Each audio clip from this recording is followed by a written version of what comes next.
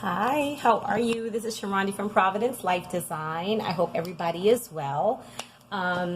This video is about staging for your property depending on what depending on what your budget is. So, this is a conversation I have all the time with realtors, like especially if we're meeting for the first time. And then I know people that that's all that they do. Staging is a little different than interior design. Interior design is like more project managing and beyond the surface, and then also what's permanent. Staging can be very transient. It can be very temporary. It is to create an idea. It's to give an example of how a space can be used. Some staging, if it is in the more elite real estate markets, some staging can be purchased with the actual unit or the house. And then they'll like work out a separate contract for the furnishings that was put into the home. In my opinion, I feel like staging does not happen in houses that are like under $250,000. We're going to break it down based on the actual cost of the house. We'll break it down to that. In a home that is for property where the house is being purchased because of where it is actually situated, and the house could be like in really bad condition, it's best to not do anything. Okay, if the house is in like decent condition, people can use it. It's repairable. It has a good roof on it. And it's your house, you just haven't been using it, or you want to put it on the market. There's ways that you can just like spruce up that home just on the surfaces. So in the kitchen, we talked about that. There's a video about that. That's like, maybe painting. That's changing out some hardware. That's maybe putting in floors if you need floors to be put in. Like if your floors are like absolutely terrible. Maybe a coat of paint, somewhere where it needs to be, making sure that things are cleaned, making sure that things aren't like filthy, like sitting there with like tons of dust on there, making sure that your clutter and extra things and things that you need to store is put away. You don't really have to do much of a staging, especially if this house is under that price range that we're speaking about. If you were looking to sell that house, and you are comparing the comps for the house that are in the area are comparing at like brand new kitchens, appliances, laundry in the kitchen, or it's upstairs in the house, like these other type of amenities that many people think is like, oh, that's normal, I expect that. But in older properties, houses that were built, more than, close to a decade ago, you're not going to find those kind of things, okay? Only if it was like really like high end, right? So the high end is what gets information first. Kind of like Florida, when we get information about what's going on, we're like the last on the totem pole, which is so crazy. So anyway, when you start talking about a property that's going to be over $250,000 to $350,000, I highly, highly, highly recommend that you do staging. Okay, the very basics and minimum is if it is a brand new renovation or it's a brand new build. In the kitchen, you want to at least have maybe some seating. You want to have some plants, or some succulents, or some kind of greenery, maybe some green, like a grass that's potted, or herbs, or whatever the case may be. You want to make sure that especially if you have a lot of counter space, put in some things that can set up how that space can be used. Put a cake dish, put whatever. If your home, this is something that you could do yourself. You don't necessarily have to have somebody come in to do it, but you can call me if you need me to. All right, I do those quite quickly.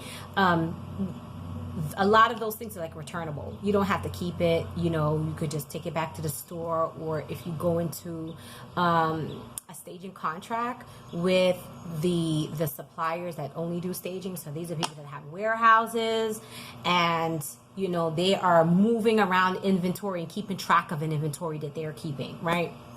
Then you're going to make sure that you know, you're staying in line with whatever agreement that you made with them.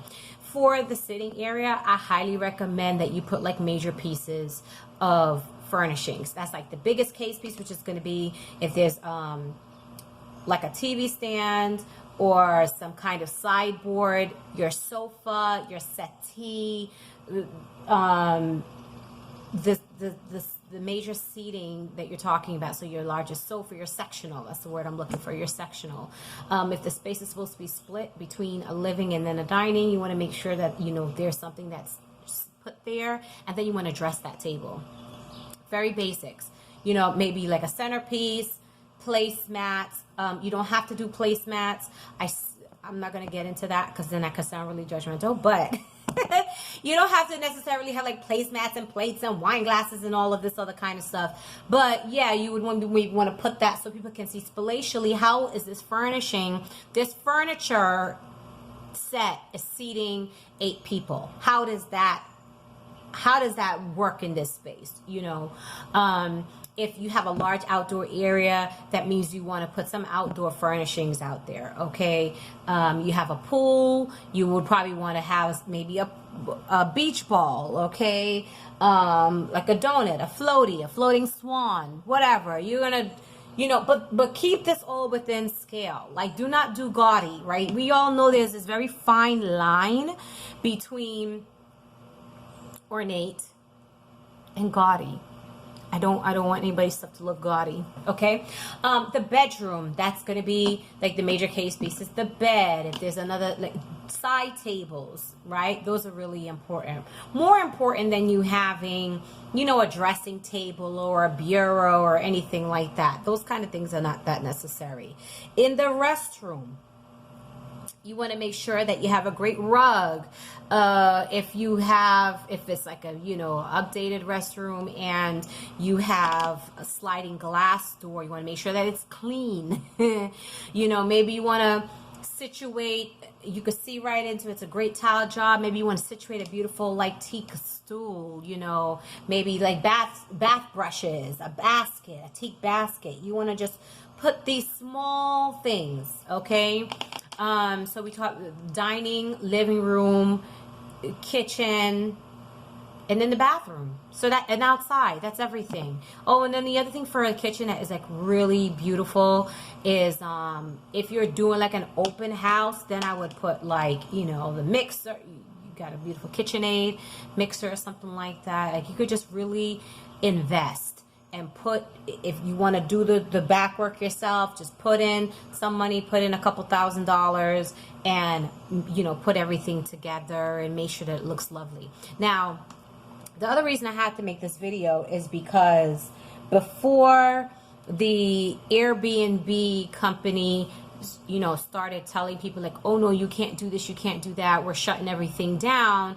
It's like, there are people that are under the impression that they can just put, you know, reclaimed things inside of a space that is for an Airbnb, and that may not always be the best option, right? So I'm going to make a video that specifically outlines that, because I think that there's some pros and cons that people need to think about. But you know, it might also be a great idea if your staging budget is really small, but you find something like, okay, this is going to be perfect. You know, you want to make sure that it works for you.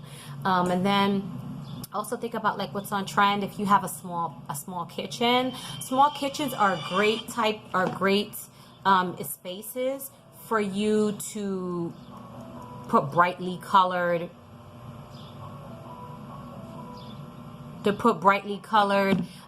painting or backsplash, you know, quirky things, bright accessories, towels, kettle, you know, that type of thing, cake stand, you know, whatever it is that can make it all look really beautiful and cute. All right, so I hope this video is helpful. It's going to be helpful to someone. And then also just for you guys to just be reminded, I am still around, okay? You can still reach out to me. I'm still available if you need my assistance.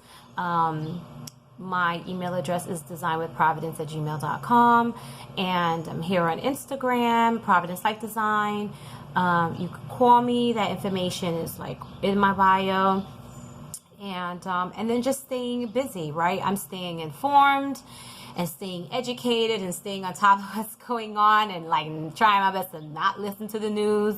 Okay, I'm just a little annoyed that, you know, I can't go and get little things done, but you know, it is what it is, and this too shall pass. And when it passes, I promise you, I'm going, you know, I'm not missing a invite anywhere. All right, guys, have an amazing day. You know, stay blessed. Those that are close to me, I love you. Thank you for watching my videos, and we'll talk later. Bye.